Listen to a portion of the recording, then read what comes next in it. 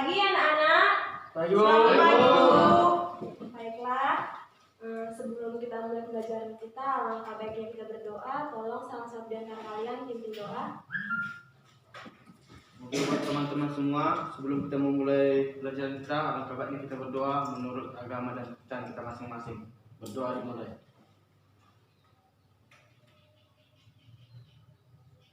Berdoa selesai. Terima kasih. Nah, hari ini Ibu absen dulu ya. Siapa yang nggak hadir? Pertama, Rindu, Hadir, Bu. Maruli, Hadir, Bu. Esther, Hadir, Bu. Caroline, Hadir, Bu. Nah, di semua berarti. Jadi hari ini siapa yang masih ingat pembelajaran kita kemarin itu tentang protista? Siapa yang tahu apa itu protista? Saya, Bu. Ya, silakan. Protista adalah organisme yang sebagian besar bersifat uniseluler dan memiliki struktur sel eukariotik. Bagus ya. Jadi anak-anak kita sekarang belajar tentang jamur atau fungi.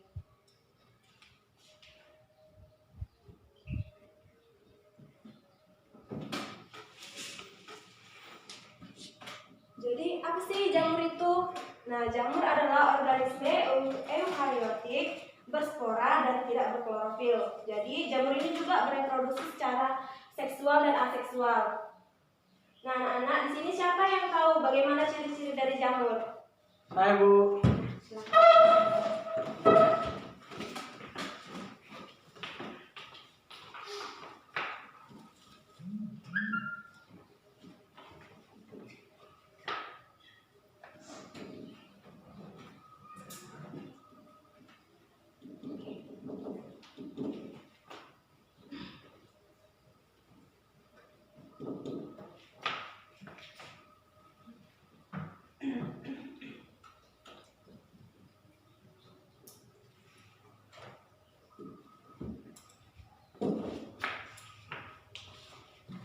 Terima kasih ya. Jadi anak-anak benar ya yang teman kalian, jamur tidak mengandung klorofil, kemudian terdapat limfa. Jadi jamur ini juga spesiesnya banyak. Jadi ada yang multiseluler, ada yang uniseluler. Jadi jamur uniseluler ini sering disebut berbentuk kamis, sedangkan jamur yang multiseluler ini sering disebut berbentuk kapang. Jadi anak-anak, jamur ini ada dua, ada yang makroskopis, ada yang mikroskopis. Jamur yang makroskopis itu bagaimana sih, Bu? Nah, jadi jamur yang makroskopis ini seperti namanya ada makroskopis. Tentu bisa kita lihat dengan mata telanjang. Contohnya itu jamur merang gitu. Nah, ada juga jamur mikroskopis. Jamur mikroskopis ini namanya aja udah jamur mikroskopis kan? Tentu saja hanya bisa dilihat dengan mikroskop. Misalnya pada roti yang udah busuk. Dalam roti busuk itu kan sering muncul jamur. Nah, itulah jamur mikroskopis. Kemudian jamur ini hidup di tempat yang kaya akan zat organik, lembab, dan kurang cahaya. Nah, seperti yang bilang tadi, jamur ini juga bereproduksi secara aseksual, yaitu melalui pembelahan dan secara seksual dengan cara kelubaran inti sel dari sel induk. Nah, cukup jelas ya anak-anak dari ciri-ciri jamur. Apakah ada yang ditanyakan? Tidak, Bu. Oke, kita lanjut. Selanjutnya itu cara hidup jamur. Jadi beberapa jamur ini memiliki cara hidup yang berbeda-beda. Tentu saja kita lihat dari habitatnya dan tempat hidupnya masing-masing. Nah, jadi cara hidup jamur ini dibedakan menjadi 3, yaitu ada saprofit, parasit, dan mutual. Untuk cara hidup jamur apakah cukup jelas? Sudah, Bu. Nah, selanjutnya kita masuk ke klasifikasi jamur. Yang pertama itu ada Zygomicota.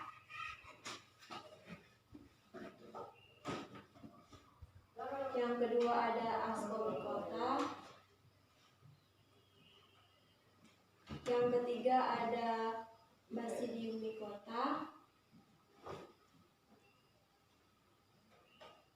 Yang keempat ada Dendromycota. Nah, jadi jamur yang Zygomicota ini adalah salah satu jenis jamur yang memiliki spora dengan berdinding tebal atau zygospora. Kemudian Ascomycota. Ascomycota ini adalah salah satu jenis jamur yang berbentuk berupa spora yang terbentuk dalam perkembangbiakan secara generatif atau seksual. Kemudian Basidium micota. Basidium micota ini adalah salah satu jenis jamur yang memiliki bentuk tubuh makroskopis, memiliki spora yang terbentuk dalam basidium, dan setiap basidiumnya ini memiliki 4 macam bariospora. Nah, selanjutnya itu Deuteromycota. Deuteromycota ini adalah salah satu jenis jamur yang belum diketahui cara bereproduksi seksualnya. Karena hal tersebut, Deuteromycota ini merupakan jamur yang tidak sempurna, bersifat saprofit pada materi senyawa organik. Jadi anak-anak, tadi kan yang udah menjelaskan apa sih reproduksi jamur itu bagaimana. Jadi reproduksi jamur ini ada yang aseksual dan seksual.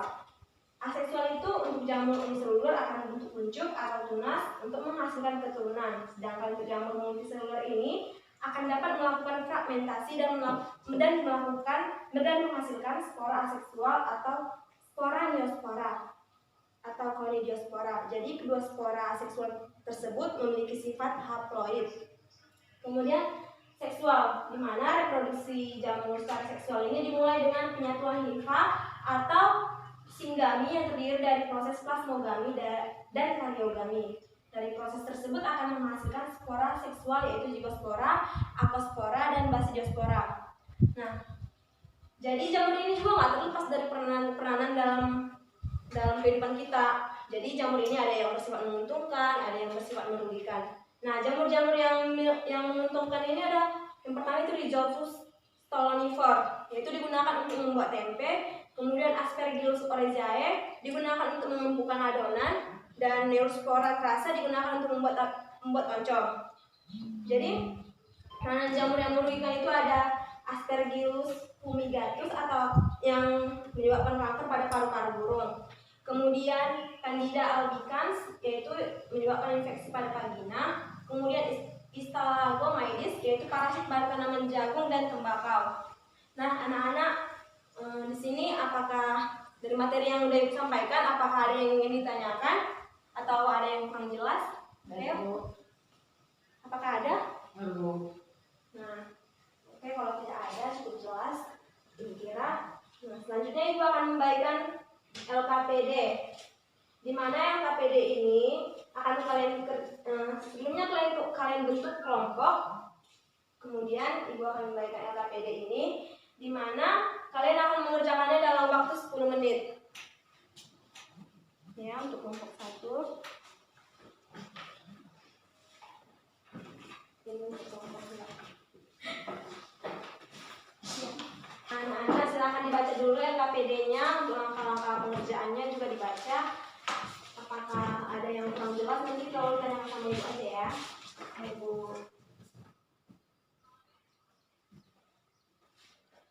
Masuk.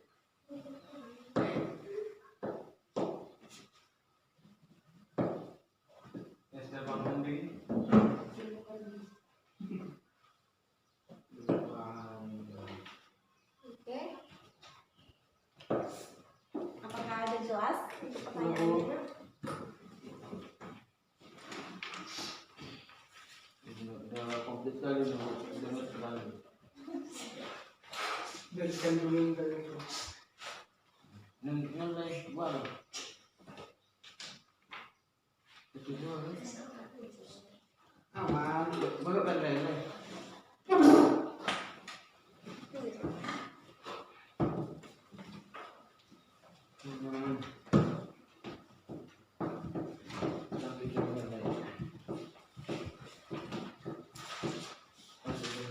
Waktunya 10 menit ya anak-anak. Ibu.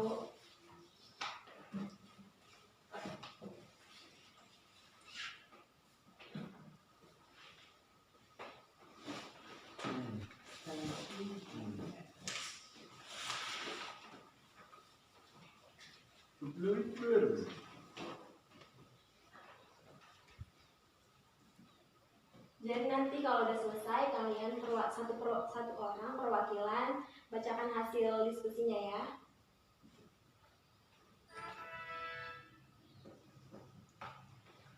Bisa Bu. Kan kelompok 1 kan, ambil maju. Waktunya udah habis ya anak-anak. Sekarang perwakilan kelompok 1 silakan maju. Ya, persilakan bacakan hasil diskusinya.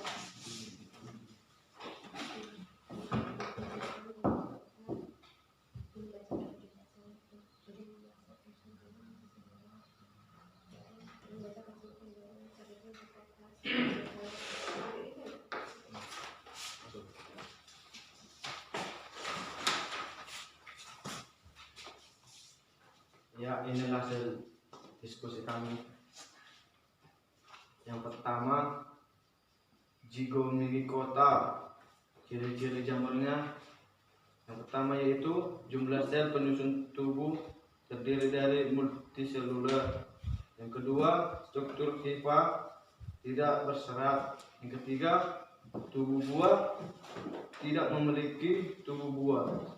Yang keempat, habitatnya berada di tanah, makanan, sisa organisme. Cara hidup jamurnya yaitu saprofit, parasit, simbiosis. Produksi jamurnya yang pertama, produksi secara aseksual yaitu dengan fragmentasi hifa yang membentuk spora geospora secara seksual dengan menghasilkan zygospora. Contoh jamur dan peranannya dalam kehidupan yaitu Rhizopus stolonifer. Yang kedua, Rhizopus oryzae yang dimanfaatkan dalam produksi tempe. Yang ketiga, Musido. Yang kedua yaitu jamur Ascomycota. Ciri-cirinya yang pertama, jumlah sel penyusun tubuh terdiri dari multiseluler dan uniseluler. Yang kedua, struktur hifanya berserat. Ketiga, tubuh buah askorat. Yang keempat, habitatnya berada di tanah dan sisa. Cara hidup jamur, saprofit, parasit, simbiosis. Produksi jamurnya yang pertama yaitu secara aseksual, Ascomycota uniseluler membentuk tunas, sedangkan multiseluler dengan fragmentasi. Yang ketiga, produksi seksual. Contoh jamur dan peranan dalam kehidupannya, Saccharomyces corynthia untuk membuat tempe, roti, dan alkohol. Yang kedua,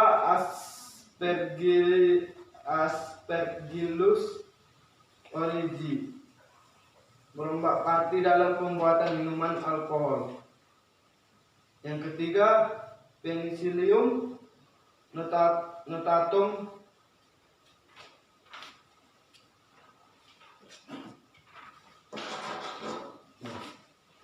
Demikianlah hasil diskusi kami. Tapi kan apa sih anak-anak? Selanjutnya kelompok 2, silakan dibacakan hasil diskusi.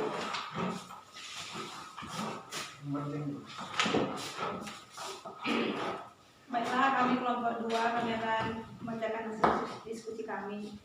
Yang pertama itu Basidiomycota. Ciri-ciri jamurnya itu jumlah sel penyusun tubuhnya multiseluler. Kedua, struktur hifanya bersekat. Tubuh buahnya basidiokar. Habitatnya sisa-sisa organisme. Cara hidup jamurnya saprofit, simbiosis. Reproduksi jamurnya aksesual dengan cara pembentukan chloroconidia. Yang kedua, seksual dan cara perkawinan yang menghasilkan badiospora. Contoh jamurnya itu Volvariella, Volvaceae dibudidayakan untuk dimakan. Yang kedua, Auricularia folirica dapat dimakan. Yang ketiga, Ammonitum fuscaria. Yang kedua itu jamurnya divisi Deuteromycota.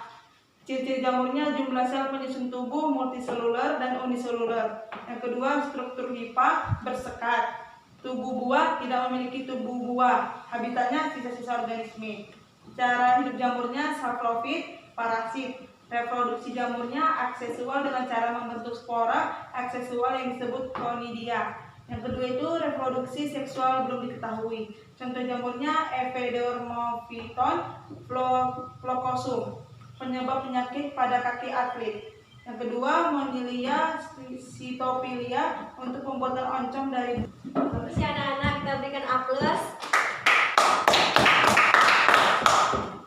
Jadi untuk hasil diskusinya apakah ada yang kurang jelas atau ada yang ditanyakan anak-anak? Ada Bu. Oke, selanjutnya Ibu akan menyimpulkan hasil pembelajaran kita hari ini.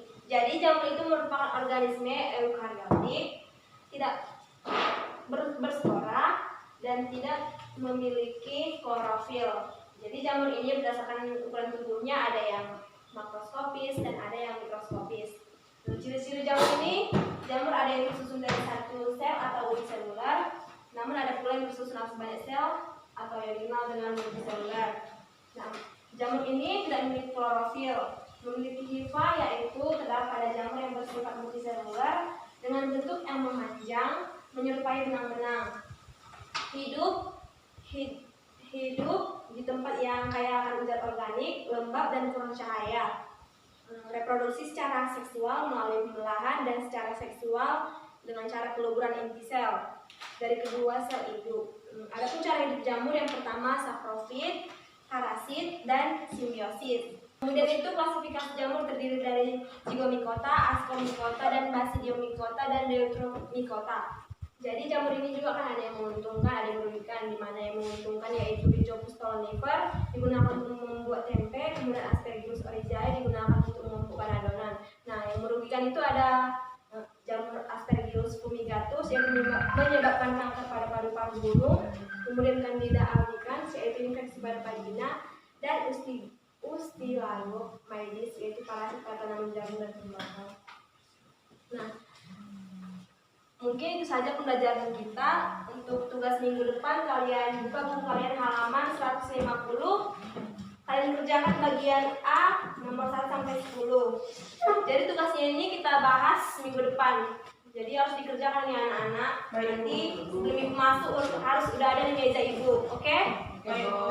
Jelas ya, mungkin cukup sampai sini saja pembelajaran kita hari ini. Ibu ucapkan terima kasih. Jika ada yang kurang jelas nanti dibahas untuk minggu depan.